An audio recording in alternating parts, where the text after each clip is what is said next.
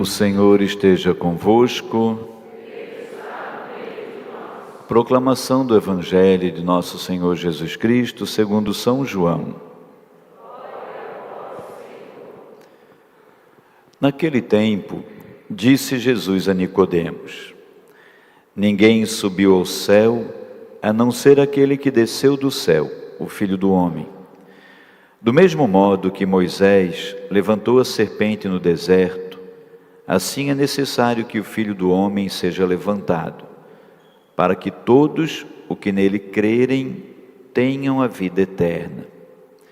Pois Deus amou tanto o mundo, que deu o seu Filho unigênito, para que não morra todo o que nele crer, mas tenha a vida eterna. De fato, Deus não enviou o seu Filho ao mundo para condenar o mundo, mas para que o mundo seja salvo por ele. Palavra da salvação. Glória a vós, Senhor. Filhos amados, hoje celebramos essa festa da igreja, que é a festa da exaltação da Santa Cruz. Às vezes pode parecer estranho, né, se a gente fala assim: vamos exaltar a cruz. A cruz é um instrumento de suplício, né, de sofrimento.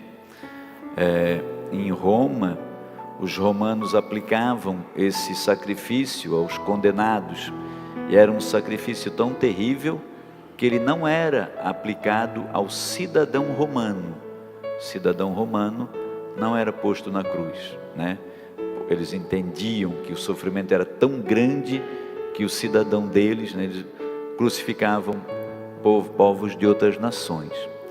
E a gente, para entender um pouquinho por que nós exaltamos a cruz, a exaltação da Santa Cruz, ela se transforma para a gente num instrumento de salvação. É pela cruz que o Senhor passa para nos trazer salvação. Aí a gente vai um pouquinho na primeira leitura, que é do livro dos Números. O livro dos Números, filhos, foi escrito por Moisés. Os estudiosos datam em mais ou menos 1400 anos antes de Cristo. 1400 anos antes de Jesus. E Moisés está relatando toda a saga, né, do povo de Deus no caminho da terra prometida. Então existe um caminho. O povo de Deus é escravo. Deus suscita Moisés para que Moisés liberte esse povo, tire o povo da escravidão e leve para a terra prometida.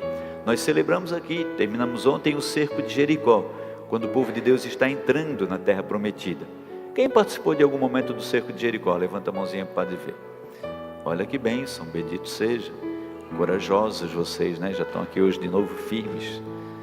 Estava falando, quando eu saí aqui hoje, eu tomei um susto. Eu saí ali, não vi a muralha. Eu disse: meu Deus, o que aconteceu? Cadê a muralha? Não estava mais aí. E Moisés vai relatando esse passar do povo de Deus para chegar na terra prometida. Veja, é um caminho pelo deserto que tira a gente da escravidão. Sai da escravidão, tem que atravessar o mar vermelho, né? A dificuldade, atrás estão os soldados querendo arrancar a cabeça do povo. Depois o mar intransponível, depois vem o deserto intransponível, depois vem as muralhas de Jericó intransponíveis. É a saga da nossa vida, filhos, do nosso dia a dia. As muralhas que temos que enfrentar, os mares vermelhos que temos que atravessar, os desertos. Só que o povo de Deus, no deserto, num determinado momento, na luta da sua vida diária, no seu sair da escravidão para a terra prometida, tem um momento que eles começam a reclamar, murmurar contra Deus e contra Moisés. Eles começam a dizer, olha só o que eles começam a dizer de Deus e de Moisés. Começam a murmurar dizendo, né? Nos tirastes do deserto para morrer aqui, nos tirastes do Egito para morrer aqui no deserto, já não tem pão, falta água, nós estamos, olha só o que eles chegam a dizer, nós já estamos com nojo deste pão.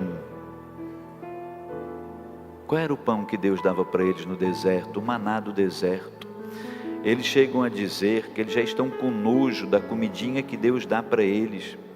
Aí, quando eles falam, eles chamam de alimento miserável. Estamos com nojo desse alimento miserável, o alimento que Deus manda do céu, o maná todo dia. Todo dia Deus provê o alimento para aquele povo, todo dia tem alimento para eles. Eles reclamam com Deus. É a nossa murmuração do dia a dia, filho. Quando a gente levanta e diz assim, meu Deus, tem que acordar de novo, ir para o trabalho. Quando tantos não têm trabalho. Quando a gente murmura assim, essa criança agora tem que dar banho nela, quando tantos queriam ter um filhinho. Quando a gente diz, esse menino só correndo de um lado para o outro, quando tantos têm crianças nos hospitais. As nossas murmurações, como murmurou o povo, contra Deus. O que acontece? O povo murmurando, vem a serpente, e a serpente vai morder o calcanhar do povo, e muita gente morre no deserto picado pela serpente. Quando nós murmuramos contra Deus, quando no lugar de nós louvarmos a Deus pelas bênçãos e até pelas provações, no lugar de louvarmos pelo deserto que temos que atravessar, pela força que Deus nos dá para atravessar o deserto, no lugar de louvarmos pelo mar vermelho que temos que transpor, pelas muralhas de Jericó que temos que derrubar, a gente murmura, reclama, e quando a gente reclama, murmura, a gente se afasta de Deus, e naturalmente, quem é que aproveita a oportunidade? Se a gente está longe de Deus, quem é que diz assim, agora é a minha vez? É a serpente. A serpente é a personificação do mal. Lá no paraíso, quando vai ser seduzida a Eva, quem é que vem para dar um miguezinho no ouvido da Eva? A serpente. Aos pés de Nossa Senhora está com os pezinhos dela sobre a cabeça da serpente. Nossa Senhora esmaga. A serpente é o mal, e o mal vai morder e matar muita gente. Aí pensa numa coisa que acontece. O povo falava contra Deus e contra Moisés. Moisés sabia que o povo estava falando contra ele. Sabe o que Moisés faz? Moisés está sendo criticado pelo povo, está sendo blasfemado, e Moisés vai fazer, sabe o que? Rezar a Deus por aqueles que o estão amaldiçoando. Lembra quando a palavra diz, reza pelos que te perseguem, abençoa os que te amaldiçoam? Moisés vai rezar a Deus por aqueles que estão amaldiçoando ele, ao invés de Moisés pedir, manda um fogo do céu e mata essa raça de excomungado toda e acaba com isso. Não, Moisés vai pedir, Senhor, olha esse teu povo. O que Deus diz para Moisés? Deus pede para Moisés assim, Deus diz para Moisés, faz uma serpente de bronze, coloca como sinal sobre uma haste, aquele que for mordido e olhar para a serpente na ponte da haste, viverá. Deus manda Moisés fazer uma imagem, uma estátua de bronze de uma serpente. Livro de Números, Deus mandou fazer uma imagem, e não foi a única vez que Deus mandou fazer imagens. Deus mandou construir uma serpente de bronze, mandou colocar na ponte de uma haste, e todo mundo que olhasse ficaria curado. E assim as pessoas começaram, eram mordidas pela serpente do mal, mesmo depois de terem sido mordidas pela serpente do mal, elas olhavam para a serpente de bronze posta na haste e ficavam curadas. É a personificação da cruz de Cristo. E aí, filhos, nós vamos olhar lá para o texto do Evangelho e vamos saltar daqui para o texto do Evangelho. E no texto do Evangelho nós vamos ver João. Veja, se no livro de Números foi escrito mais ou menos 1400 anos antes de Cristo, aqui no Evangelho de João é mais ou menos 60 anos depois de Cristo. Então são quase 1500 anos que separam um texto do outro. E são quase 3.500 anos que separam o primeiro texto de nós, e 2.000 anos que separam o segundo texto de nós. No segundo texto, separado 1.500 anos do primeiro, João lembra de Jesus, quando Jesus conversou com Nicodemos, e Jesus diz para Nicodemos: ninguém subiu ao céu a não ser aquele que desceu do céu, o Filho do Homem. Quem é que desce do céu? Quem é que diz: eu sou o pão vivo descido do céu? Jesus. Então ninguém subiu ao céu a não ser quem desceu. Jesus sobe ao céu, está à direita de Deus, porque ele desceu do céu. E aí Jesus disse a Nicodemos: do mesmo modo como Moisés levantou a serpente. Olha, Jesus está lembrando de 1500 anos atrás, do texto da salvação. Do mesmo modo que Moisés levantou a serpente no deserto, assim é necessário que o Filho do Homem seja levantado, para que todo aquele que nele crer tenha a vida eterna. Quando Moisés levantou a serpente no deserto, bastava olhar para a serpente no deserto para que as pessoas ficassem curadas. Agora, o Filho do Homem será também levantado numa outra haste, mas não mais aquela haste do Antigo Testamento, a haste da cruz. E agora não basta mais só olhar. O povo de Deus do deserto olhou para a serpente. Agora é preciso crer. O Filho do Homem será levantado, e todo aquele que nele crer viverá. No deserto as pessoas viviam para aquela vida de travessia de deserto, para aquele momento. Na cruz, quem crê viverá para a vida eterna.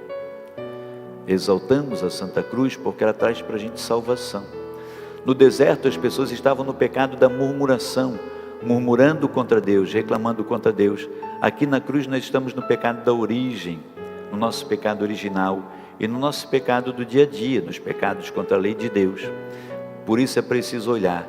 Aqui a gente crê, e quem crê viverá a vida eterna, não a vida desse mundo, mas a vida da eternidade.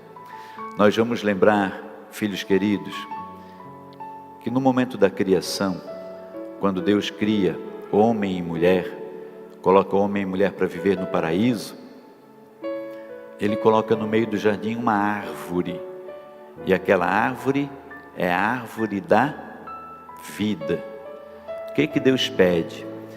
Deus pede para o homem e a mulher: vocês podem fazer tudo, só não podem se aproximar e não podem comer do fruto da árvore da vida. Só que o homem desobedece, e por causa da desobediência desse homem vem o pecado e a nossa condenação. Mas o Senhor Deus, que nos ama, mesmo no nosso pecado, no nosso erro, estabelece uma outra árvore da vida, que é a cruz de Cristo. A árvore para nos unir ao céu de volta. E assim como o fruto da primeira árvore da vida não podia ser comido, esse fruto da nova árvore da vida deve ser comido. É a Eucaristia, para que a gente tenha vida, para que a gente seja conduzido de volta ao céu, ligados de novo com o céu. Talvez, filhos, passe despercebido para a gente em muitos momentos, esse que é um dos textos mais fortes e significativos da Sagrada Eucaristia, da Sagrada Liturgia, que é esse texto do Evangelho de João que nós lemos hoje, capítulo 3 de João, versículo 16. Pois Deus amou tanto o mundo, que deu o seu Filho unigênito, para que não morra todo o que nele crê. Deus ama. Deus nos ama quando ainda somos pecadores. Deus nos ama na nossa maldade, mesmo no nosso erro, nas nossas imperfeições, quando estamos fofocando da vida alheia, quando estamos mexericando a vida dos vizinhos, quando estamos levantando falso testemunho, quando estamos roubando alegria. Deus detesta o pecado, mas Ele ama o pecador. E Ele ama tanto o mundo, mesmo nas imperfeições do mundo, que Ele envia seu Filho unigênito para salvar o mundo. Deus enviou seu Filho para que não morra todo aquele que nele crer, mas tenha vida. É preciso crer para ter a vida. De fato, Deus não enviou o seu Filho ao mundo para condenar o mundo, mas para que o mundo seja salvo. Isso é tão óbvio e tão lógico, porque o mundo já estava condenado pelo pecado. O nosso pecado, o pecado de Adão, de ter comido o fruto da primeira árvore da vida e desobedeceu, já é a nossa condenação. Estamos condenados.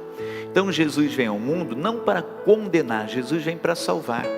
O mundo que não entende continua dizendo que Deus vem para condenar.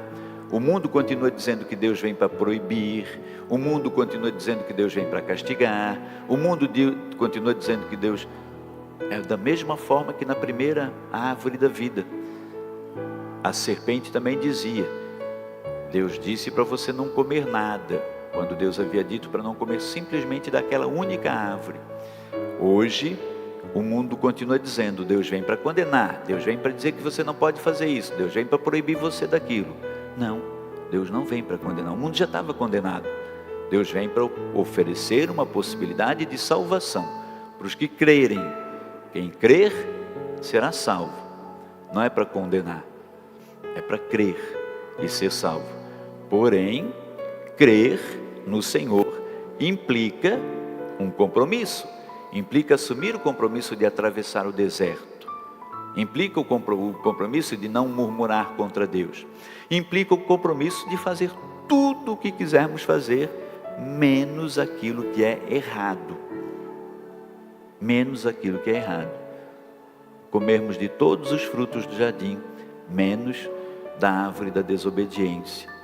A palavra se confirma, filhos queridos, no texto da segunda leitura, que é a leitura da carta que São Paulo escreve aos Filipenses, que é um hino cristológico, belíssimo.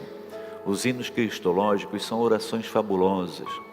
São Paulo diz assim a Filipenses: Jesus Cristo, existindo em condição divina, não fez do ser igual a Deus uma usurpação, mas ele esvaziou-se a si mesmo, assumindo a condição de escravo e tornando-se igual aos homens, encontrado com aspecto humano, humilhou-se a si mesmo, fazendo-se obediente até a morte e morte de cruz. Ele é Deus, Filho de Deus, mas ele se encontra num aspecto humano e se humilha, é ele que se humilha, ele não é humilhado, ele se humilha sim. Por isso ele nos ensina: aquele que se humilha será exaltado. Não é aquele que é humilhado pelo outro, é aquele que se humilha a si mesmo, aquele que se esvazia de si mesmo, aquele que não se arvora da condição de Deus. Olha, Cristo não se apropriou da sua condição de ser igual a Deus, não fez disso uma usurpação, mas esvaziou-se de si mesmo. O diabo quis se fazer igual a Deus. O Lúcifer, o anjo da luz, quis dizer: eu sou igual a Deus. Cristo, que é Deus, esvaziou-se, aniquilou-se e assumiu a sua morte em obediência. Adão em desobediência, Jesus em obediência. Adão em desobediência se aproxima da árvore da vida. Jesus em obediência abraça a sua cruz, humilhou-se a si mesmo, fazendo-se obediente até a morte e morte de cruz. E por isso Deus o exaltou acima de tudo e lhe deu o nome que está acima de todo nome. Assim, ao nome de Jesus, todo joelho se dobre, no céu, na terra e no inferno, e toda língua proclame: Jesus Cristo é o Senhor, para a glória de Deus. Dobrar os joelhos, porque temos um Senhor. Declaramos o nome de Jesus e nós nos declaramos como servos desse Senhor que é Jesus Cristo. Dobramos o joelho. Todo joelho se dobrará, no céu, na terra e abaixo da terra, e toda língua proclamará: Jesus Cristo é o Senhor, para a glória de Deus Pai. Vamos proclamar isso? Você coloca a mãozinha assim e diz: Jesus Cristo é meu Senhor, Jesus Cristo é meu Senhor. Que graça, proclamar essa verdade com os lábios e com o coração. Dobrar os joelhos físicos quando possível, mas se não possível, quebrantar o coração, dobrar o joelho espiritualmente, para declarar Jesus Senhor da nossa vida. Nós temos um Senhor, e esse Senhor não é o mundo, esse Senhor não é o consumismo, esse Senhor não é a aparência, esse Senhor é Jesus Cristo. Tem nome, e é o nome que está acima de todo nome, e que se entregou por nós na cruz, para nos levar de volta ao céu, nos dar de novo a condição que havíamos perdido de filhos de Deus.